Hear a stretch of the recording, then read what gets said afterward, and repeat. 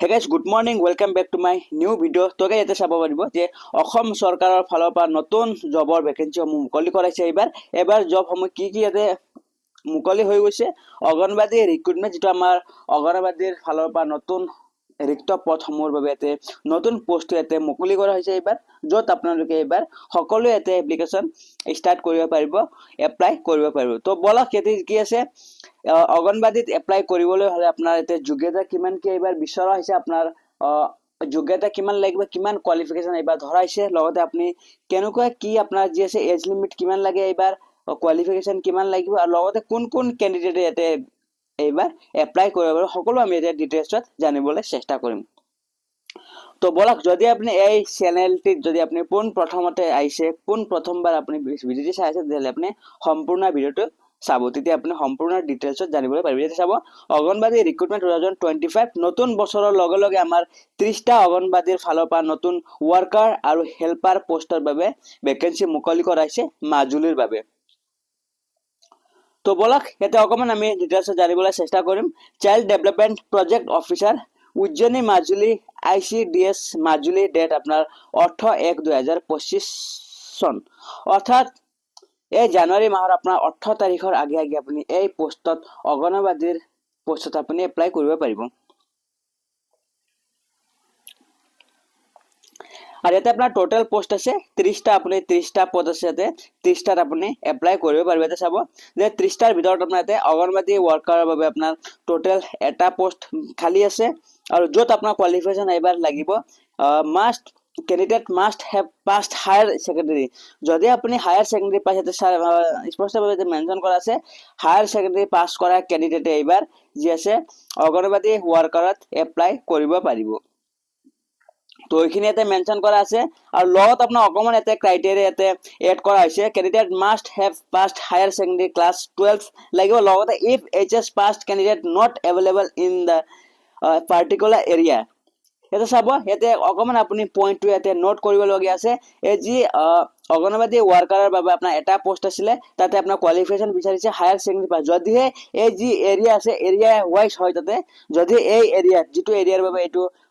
higher secondary বিচৰা হৈছে যদি হায়াৰ সেকেন্ডাৰি পাস কৰা ক্যান্ডিডেট যদি সেই এৰিয়াত নাই হেতু ঠাইত যদি নাই তেতিয়াহলে যদি মেট্ৰিক পাস কৰা যদি ক্যান্ডিডেট আছে তেতিয়াও আপুনি এই পোষ্টত এপ্লাই কৰিব পাৰিব তো এটা স্পষ্টভাৱে আমি জানিবলৈ পাৰিলো যে হায়াৰ সেকেন্ডাৰি লগতে মেট্ৰিক পাস কৰা ক্যান্ডিডেটও এতে এপ্লাই কৰিব পাৰিব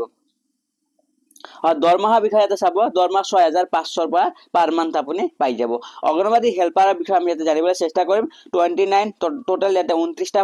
পোষ্ট এতে মুকলি কৰা হৈছে যেটো আমাৰ অংগনবাদীৰ হেল্পাৰৰ বাবে ঠিক আছে এতে আপোনাৰ কোৱালিফিকেশ্যন কিমান ধৰা আছে তে চাব পাৰিব যে কোৱালিফিকেশ্যন এতে মেনশন কৰা আছে HSLC পাস মেট্ৰিক পাস যদি আপনি মেট্ৰিক পাস কৰি থৈছে লগতে এটা চাব AG not available in a particular area যেটো এৰিয়াৰ বাবে এতে ক্যান্ডিডেটটো বিচৰা হৈছে এলিজিবল ক্যান্ডিডেট তাতে বিচৰা হৈছে সেই এৰিয়াত যদি মেট্ৰিক পাস কৰা যদি ক্যান্ডিডেট নাপায় তেতিয়াহলে 9 পাস যদি ক্যান্ডিডেট আছে তেতিয়াও 9 পাস ক্যান্ডিডেট এতে এপ্লাই কৰিব পাৰিব আৰু যাতে qualification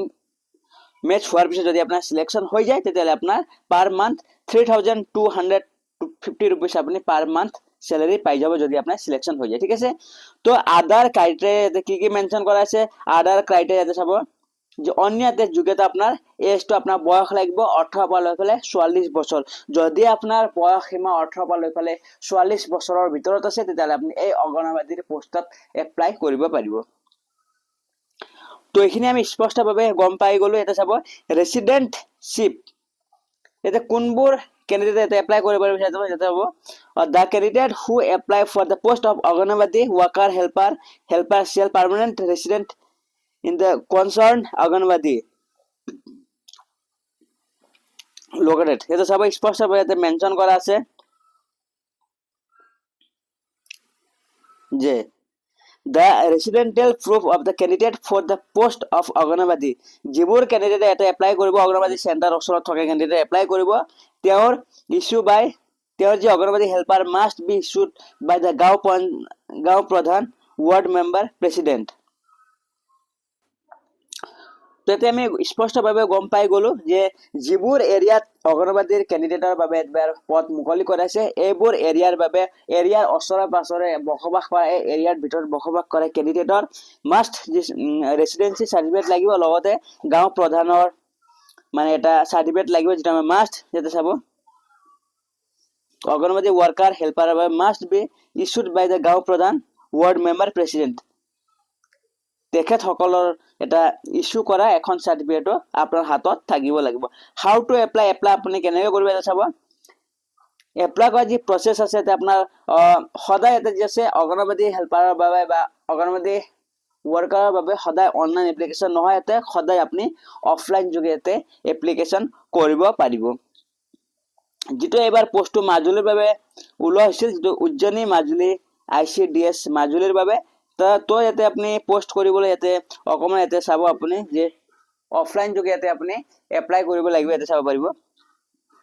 The fill-up application will be received in the office of the Child Development Project Officer Ujjani Majuli ICDS Majuli till 18 January 18 তাৰিখৰ আগে আগে এই যি আপোনাৰ এপ্লিকেশন ফৰ্মটো এই যি অফিসত আপুনি সাবমিট কৰিব লাগিব যে development project officer Ujjayini Majuli এই যি অফিস দি আছে এই যি এড্ৰেছ এই এড্ৰেছত আপুনি 18 তাৰিখৰ আগে আগে যি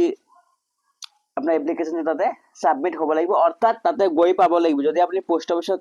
যদি দিয়ে সাবমিট কৰে তেতিয়াহলে আপনি 18 আগে আগে এই যি ঠাইত আপনার এপ্লিকেশন ফর্মটো পাব লাগিব তো গাইস এখানে আছে চাব তার বিষয়ে আমি গম পাই গলে এতিয়া আমি documents to be husband with the application form আপনি যে এপ্লিকেশন ফর্ম আছে স্ট্যান্ডার্ড ফর্ম আপনি ডাউনলোড কৰিব লগতে আপনাৰ ডকুমেন্টস সাপোৰ্টিং ডকুমেন্টস আপনাৰ কি কি লাগবে এপ্লিকেশন ফৰ্মৰ লগতে এটা চাব পাৰিব যে রিসেন্ট পাসপোর্ট সাইজ ফটোগ্রাফ আপনার যে আপনার পাসপোর্ট সাইজ আপনার ফটোগ্রাফ লাগিব এজ প্রুফ লাগিব এজ প্রুফ আপনার এডমিট কার্ড দিব পাৰিব অন্যথা আপনাৰ ডেট অফ বাৰ্থ সাৰ্টিফিকেট আপনি এড কৰিব পাৰিব educational qualification certificate and marksheet এটো লাগিব লগতে এড্ৰেস প্ৰুফ লাগিব এড্ৰেস প্ৰুফত আপনি ভোটাৰ আইডি দিব পাৰিব বা আপনি আধাৰ কাৰ্ডও আপনি দিব পাৰিব আর কাস্ট সার্টিফিকেট লাগিব ইফ এপ্লিকেবল যদি আপনি জেনারেল হয় তেতিয়াহলে আপনার কাস্ট সার্টিফিকেট নেথাকে যদি আপনি এসসি ওবিসি এসসি হয় তেতিয়াহলে আপনি নিশ্চয় যি আছে কাস্ট সার্টিফিকেট আপনি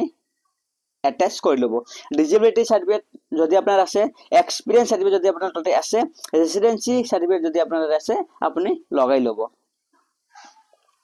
তো গাইস এইখিনি আমি সম্পূৰ্ণভাৱে ডিটেইলছত জানিবলৈ পাৰি এতিয়া আমি চাম যে এপ্লিকেশন স্টাৰ্ট হৈছিল আপোনাৰ 7 তাৰিখে 7 জানুৱাৰী 2025 ত আপোনাৰ স্টাৰ্ট হৈ গৈছে লগতে আপোনাৰ লাষ্ট ডেট আছে 18 জানুৱাৰী আপোনাৰ 7 পৰা লৈ পেলাই 18 তাৰিখৰ ভিতৰত আপুনি এই যি অঙ্গনবাদী ওয়াৰ্কাৰ আৰু হেল্পাৰ বাবে যি আপুনি উচ্চুক আছে যদি আপুনি এপ্লাই কৰিম বুলি ভাবিছে আপুনি সোনকালে এপ্লাই কৰি দিব আপোনাৰ ঘৰত যি আছে যিবোৰ ক্যান্ডিডেট আছে বন্টি বা বাইদেউসকল আছে তেখেতসকলৰ বাবে আপুনি সোনকালে যি 18 তাৰিখৰ আগে আগে যাতে আপোনাৰ এই এপ্লিকেশন ফৰ্মটো সাবমিট হৈ যায় তো গাইস আপুনি স্ট্যান্ডাৰ্ড ফৰ্ম আপনি ডাউনলোড কৰি লব যে ডেসক্ৰিপশন বক্সত মই স্ট্যান্ডাৰ্ড ফৰ্মৰ যি লিংকটো দি দিম বাৰু তাতে গৈ আপুনি ডাউনলোড কৰি এই যি ডিটেইলছ আছে ডকুমেন্টস মই আপোনাক এতে বৰ্ণনা কৰিছো ডকুমেন্টস সমূহ লগতে আপোনাৰ এটা সাৰ্টিফিকেটটো লৈ লব আপোনাৰ ক্যাৰেক্টাৰ সাৰ্টিফিকেট হলেও আপোনাৰ গাঁৱৰ পৰা গাঁও বুঢ়াৰ পৰা গাঁও পঞ্চায়ত গাঁও প্ৰধানৰ পৰা হেতু লৈ আপুনি যি স্পীড পোষ্টৰ যোগেদি আপুনি স্পীড পোস্ট বা আপনি ডাইৰেক্টলি অফিসত গৈ আপনি এই যে এড্ৰেস মেনশন কৰা আছে তাতে গৈ আপনি মাজুলীত জমা দি দিব তো গাইস এখানে আছে যদি আপনি এই চ্যানেলত প্রথমবার আইছে তেন্তে চ্যানেলটি সাবস্ক্রাইব করে দিবেন কারণ জব রিলেটেড যিকোনো ধৰণৰ আপোনাৰ নতুন আপডেট আহিলে আপনি পোন প্ৰথমতে এই চ্যানেলৰ যোগেদি আপনি দেখিবলৈ পাৰিব তো আজিলৈ এইখিনি জয় অসম